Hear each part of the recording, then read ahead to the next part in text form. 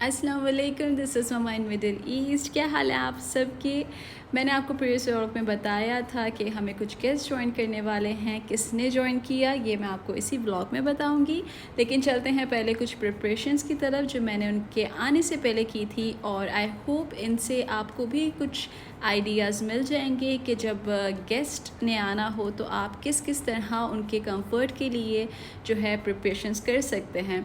क्योंकि उनका हमारे साथ स्टे था, मुझे सबसे पहले प्रिपेयर करना था गेस्ट बेडरूम। मैं पर्सनली बिल्कुल नहीं चाहती थी कि मेरी कोई भी बिलोंगिंग्स वो यूज़ करें या मैं कुछ भी अपनी यूज़ स्टफ़ उन्हें ऑफ़र करूं। मेरी बहुत ज़रूरी था मैं हर चीज़ जो है नई परचेज़ करूं। मैंने सबसे पहले कंफर्टर्स नए परचेज़ किए थे एंड टावल्स, और साथ ही मैंने प्रिपेयर की थी एक टॉयलेटरीज़ के लिए बास्केट। इसमें हर तरह का सामान मैंने ऐड कर दिया था। एज इन फॉर आइडिया मैं आपको ये बता देती हूँ, मॉइस्चराइज़र, डियोज़, फेस वॉश, सैनिटाइज़र, इस तरह की हर वो चीज़ जो कि डेली यूज़ में इस्तेमाल होती हैं मैंने उसमें ऐड की थी। एंड इसके अलावा मेरे लिए बहुत ज़रूरी था कि मैं अपने फ्रिज में एक अच्छी वैरायटी ऑफ स्नैक्स और ड्रिंक्स रखूं, क्योंकि यहाँ पे समर्स हैं तो ड्रिंक्स काफ़ी ज़्यादा कंज्यूम होती हैं। एंड मेरी पेंट्री में एक अच्छी वैरायटी ऑफ स्नैक्स हो, क्योंकि दे वर फैमिली, मैं उनकी लाइक्स और डिसलाइक से काफ़ी फेमिलियर थी। मेरे लिए बहुत आसान था उनके लिए सब कुछ प्रिपेयर करना। And through out the stay उन्होंने इस चीज़ को बहुत इन्जॉय भी किया। मेरे लिए पर्सनली डिटेल्स बहुत मैटर करती हैं। कहने को may be they sound like nothing, लेकिन मुझे लगता है आप अपने कहने से किसी को उतना एहसास नहीं दिला सकते जितना आप एहतमाम करके किसी के लिए उन्हें ये एहसास दिला सकें कि उनका स्टे करना या उनका आना हमारे लिए कितना खुशगवार था। मेरे लिए ये सब मेरे अंदर इनहेरिटेड है, ये चीज़ें आप डिक्टेट नहीं करवा सकते। मैंने हमेशा से अपने पेरेंट्स को बेहतरीन होस्ट देखा है, और आज जब मैं ख़ुद अपनी प्रैक्टिकल लाइफ में आ चुकी हूँ तो मैं इन चीज़ों को प्रैक्टिस करती हूँ। और मेरे लिए बहुत ज़रूरी है कि जब मेरे घर कोई आए तो वो बहुत ज़्यादा वार्मथ फील करे, वो वेलकम फील करे, एंड उनके लिए मेरे घर में स्टे बहुत ही कंफर्टेबल हो हर तरह से। इन्हीं बातों के बीच यहाँ मैं प्रिपेयर कर रही हूँ अपना मसाला। ये बहुत वर्सेटाइल मसाला है। इसके लिए आपको चाहिए ज़ीरा, साबुत धनिया और गोल लाल मिर्चें। इन तीनों को आप इक्वल अमाउंट में लेके आप इन्हें सौते करें। जैसे ही खुशबू आने लगे, जैसे ही थोड़ा सा रोस्ट हो जाए आपके मसाले, आप इसको फिर अपने ब्लेंडर में ब्लेंड कर लें। आपने इसको बिल्कुल पाउडर फॉर्म नहीं करना, इसको दरदरा सा आपने रखना है।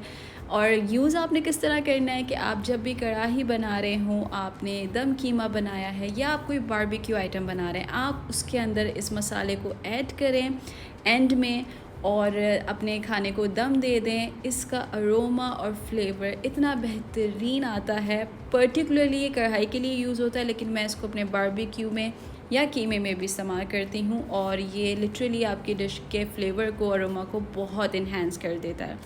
दैट डे उनके आने से पहले मैंने प्रिपेयर की थी यखनी पुलाव एंड कढ़ाई। टाइटल से तो आपको वैसे ही पता चल गया होगा, पर चले मैं आपको बताती हूँ। हमें ज्वाइन किया था मेरे इन लॉज़ ने। मेरी मदर इन लॉ आई थी, मेरी सिस्टर इन लॉ आई थी, और उनके साथ उनके 2 बेटे थे माशाल्लाह। ये सौगात देख के तो आपको पता चल ही गया होगा, पाकिस्तान से हमारे आए थे मेहमान। एंड मुझे पर्सनली वहाँ की मिठाइयाँ, मैं हर तरह की मिठाई नहीं खाती, पर पर्टिकुलरली मुझे बंदू खान की मिठाइयाँ बहुत पसंद हैं। मैंने रिक्वेस्ट की थी कि मुझे बेसन के लड्डू और काजू कतली ला दीजिएगा प्लीज़, एंड मेरी विश पूरी हुई। और मैंने इन लड्डुओं को इतना इन्जॉय किया। प्लस अगर आप ट्राई करना चाहें तो बंदू खान की काजू कतली ज़रूर खाइएगा। इतनी बेहतरीन ये मिठाई है, बहुत लजीज होती है। और मुझे कोई गिल्ट नहीं हुआ ये सब खाने में, क्योंकि हमारे पास ये चीज़ें अवेलेबल होती ही नहीं है। सालों में कभी हमें मौका मिलता है कि हम इस तरह की चीज़ खाएं, तो मैंने इसको बहुत मज़े से एंजॉय किया विदाउट एनी गिल्ट। सो यहाँ पे दिन गुजरते गए माशाल्लाह, एंड रूटीन चलती रही। ये किसी ऐसी सुबह की क्लिप है कि जब मैं नाश्ता बना रही थी, क्योंकि सब फैमिली साथ थे, तो नाश्ते बनाने में, खाना खाने में और भी मज़ा आता था। और मैं पर्सनली देसी नाश्ता नहीं करती, आप लोगों को पता है, लेकिन मैंने थ्रू आउट उनके स्टे पराठे बनाए और ख़ुद भी बहुत इन्जॉय किया उसे। सो खाने की बात हो ही रही है, तो यहाँ प्रिपेयर हो रही है करी। मेरी सिस्टर इन लॉ बेहतरीन कुक हैं, मुझे अपने लॉज में उनके हाथ की कुकिंग बेहतरीन लगती है, सबसे अच्छी लगती है। और मैंने उनसे रिक्वेस्ट की थी उनके आने के बाद कि जब आप आराम वगैरह कर लें और आप मेरे लिए जो है करी ज़रूर बनाइएगा, और मुझे पर्सनली उनसे रेसिपी भी चाहिए थी। सो यहाँ उन्होंने हमारे लिए प्रिपेयर की थी बहुत बेहतरीन सी करी, और मुझसे रहा नहीं गया, मैंने इसको कैप्चर करना ज़रूरी समझा।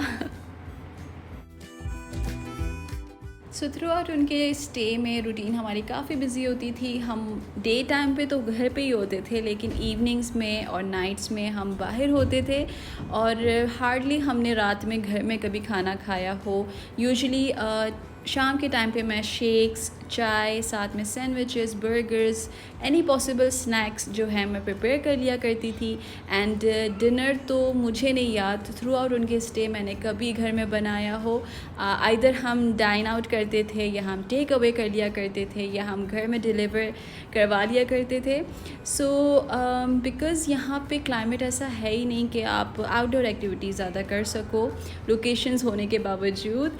सो हम यूजुअली मॉल्स वगैरह में ही विज़िट करते थे। एक्टिविटीज़ भी चलती रही, शॉपिंग भी होती रही, और खाना पीना भी चलता रहा। सो इंशाल्लाह मैं नेक्स्ट व्लॉग में आपसे अपनी ईद की व्लॉग भी शेयर करूँगी, और तब तक के लिए दुआ में रखिएगा याद। अल्लाह हाफ़िज़।